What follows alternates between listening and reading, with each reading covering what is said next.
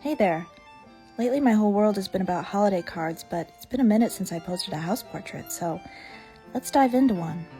The first thing I noticed about this house was this super tall staircase leading up to the front door.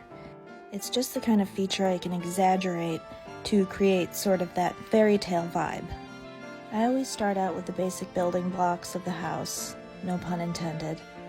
But in this case I mean the shapes of the windows, just the general layout of where everything goes, and then I start going in with more details. A little challenge I sometimes encounter is featuring the houses that are right next to the house I'm doing a portrait of, but making them secondary characters, making sure that the main house stands out, but the other houses are still represented so that we can have the setting that the house is actually in, because that's part of the home's character as well.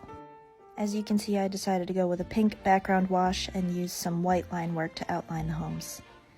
Now I'm going in and drawing the landscaping. By the way, this is done 100% in Photoshop. This is what I work in. I never learned Illustrator, and I don't have time to learn now because I have a toddler. Too late for me, guys. Go on without me.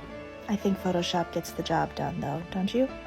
Alright, at this point it's looking pretty good, but I feel like it's a touch bare on the lower half. So I go in and I add a pink block to be the little patio area. And I'm bringing back the turd clouds. I really liked how they looked on the Florida portrait. Long live the turd clouds. The last step is always to add the pets in the window, and we have two little kitty cats, a black and a tabby. What makes a house a home is not just the details, but also the creatures who live inside it. Here's the finished portrait.